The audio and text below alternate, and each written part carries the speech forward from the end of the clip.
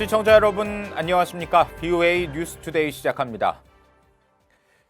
마이크 펜스 미국 부통령은 북한의 인권 침해는 인류에 대한 범죄라며 그 심각성은 유례가 없다고 지적했습니다.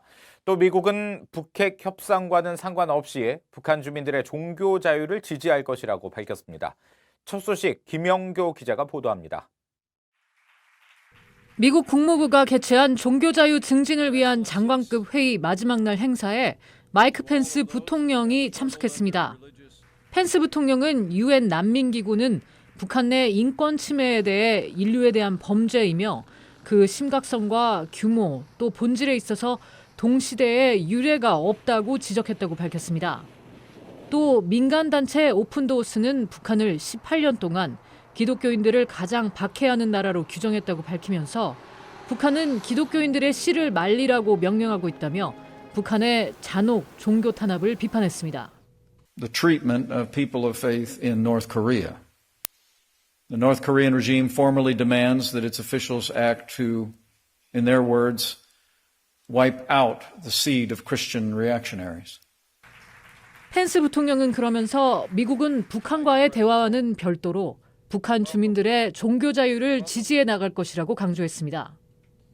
As President Trump continues to pursue the denuclearization of North Korea and a lasting peace, the United States will continue to stand for the freedom of religion of all people of all faiths on the Korean Peninsula. 이번 회의를 계기로 열린 다른 종교단체 행사엔 2012년 북한에 억류됐다가 2년 만에 풀려난 한국계 미국인 선교사 케네스 배 씨가 참석했습니다. 케네스 배 씨는 북한 정권은 주민들 사이에 종교가 퍼져나가면 정권에 대한 절대적 복종이 흔들릴 수 있다는 걸 가장 두려워한다고 밝혔습니다. I was charged to attempt to overthrow the government of North Korea through prayer and worship. They told me that religion is the most dangerous weapon against the regimes. 북한에서 풀려난 뒤 북한 인권과 탈북민을 위해 활동하고 있는 배 씨는 북한은 기독교 박해가 아니라 기독교의 뿌리를 뽑으려 한다고 비판했습니다. 그러면서 북한 정권은 주민 한 사람이 기독교인이면 그의 부모와 자식까지 제거 대상으로 삼는다고 말했습니다. VOA 뉴스 김영교입니다. 최근 북한 외무성이 미한 연합훈련을 비난하며 실무 협상에 영향을 미칠 것이라고 주장한 데 대해 미 상원 의원들은 약속을 어기고 시간을 끄는 북한의 행태는 아직도 변하지 않았다고 비판했습니다. 트럼프 대통령은 북한이 비핵화 의지가 없다는 점을 깨닫고 그 다음 대안을 마련해야 한다는 지적도 나왔습니다. 이조은 기자가 보도합니다. 북한이 미국과의 실무 협상 개최 여부를 미한 연합군사훈련과 연계하려는 것과 관련해 미 상원 외교위원회 소속 의원들은 놀랍지 않다는 반응을 보였습니다. 반복해서 약속을 어기고 시간 끌기 전략을 쓰는 북한의 행태는 과거와 달라진 게 하나도 없다는 겁니다. Well, I think they're just trying to run out the clock on Trump, and they're using one excuse after another, trying to wait him out. 일부 의원들은 북한의 반복된 행태는 물론 진전 없는 미북 비핵화 협상 자체에 대한 피로감을 드러내면서 미국은 북한에 대한 미련을 버리고 다음 결정을 내려야 한다는 지적도 나왔습니다. And I think at some point we have to say they're not going to do it, and then we have to decide what to do. But again, I don't fault the administration for that. I think that's on North Korea. 상원 외교위 동아태 소위원장인 코리 가드너 의원은 북한이 약속을 지키게 만드는 방법은 최대 압박뿐이라는 사실이 다시 확인됐다고 주장했습니다. And so I hope that this will send a clear message to the administration that maximum pressure is the only thing that has worked to bring them to the table, the only thing that can work to bring them into compliance with their promise. It's not by easing sanctions or making things easier. 트럼프 대통령이 시간은 본질이 아니라고 언급한 데 대해선 또다시 속도 조절론을 꺼낸 것이라며 정치적 수사에 불과하다는 지적도 나왔습니다. I think he's climbing back down the ladder. I mean, he was talking about how he's gotten the deal of the century and he's going to win the Nobel Prize, and now I think he's realizing that the North Koreans have been playing him. 의원들은 북한이 실무 협상에 복귀하지 않을 경우 미국의 협상 중단 가능성에 대해선 말을 아꼈습니다. 의원들은 그러나 시간이 촉박한 건 북한이라면서 국제사회의 엄격한 제재 이행을 거듭 강조했습니다. VOA 뉴스 이조은입니다. 유엔에서 북한에 보내는 인도주의 지원 품목 승인에 걸리는 기간이 올해 들어 크게 단축된 것으로 나타났습니다. 이 대북 인도적 지원에 대한 분위기가 달라졌다는 건데, 그러나 주민들의 삶 개선을 위해서는 북한 당국의 정책이 변해야 한다는 지적입니다. 박승혁 기자가 취재했습니다. 재미 한인 의사협회가 하버드 의대, 존스 홉킨스대와 함께 최근 2년간 유엔을 통한 대북 인도주의 지원 내역을 파악한 결과 지난해 평균 99일 걸리던 신청부터 승인까지 기간이 올해는 평균 15일 정도면 승인된 것으로 집계됐습니다. 특히 지난해 아일랜드 구호단체 컨선 월드와이드의 경우 165일이 걸렸는데 올해 미국 구호단체 조선의 그리스도인 벗들의 대북 의료 품목은 7일 만에 승인이 났습니다. 지난해 8월 스티븐 비건 대북정책 특별대표가 취임한 이후 당시 제한됐던 북한 방문 허가가 승인되는 등 인도주의적 지원에 대한 분위기가 바뀌었다고 재미 한인 의사협회 측은 말했습니다. I would give credit to Steve Biegun because he met with us was when he told us, we're reevaluating our policy and please reapply for your travel exemption. 박기범 국장은 그러나 여전히 대북 제재로 인해 많은 지원 품목이 제때 북한에 도달하지 못하고 있다고 지적했습니다.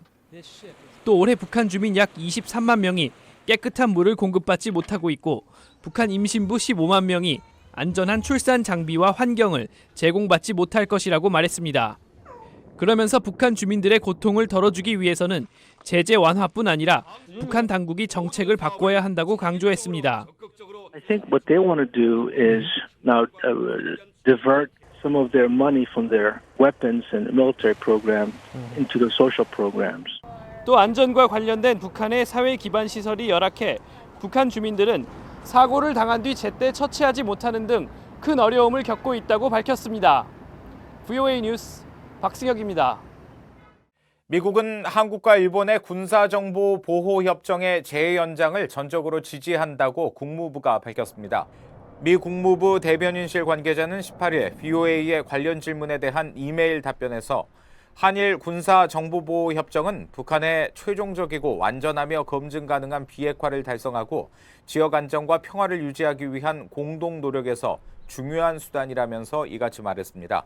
또 이 협정이 북한의 비핵화에 대응하는 양국 국방관계의 성숙도를 보여줄 뿐만 아니라 미, 한일 3국 간 조종 능력 개선에도 기여한다며 공동 위협에 대응한 정보 공유 능력은 동북아 안보와 번영을 위한 미한일 협력의 중요한 부분이라고 강조했습니다.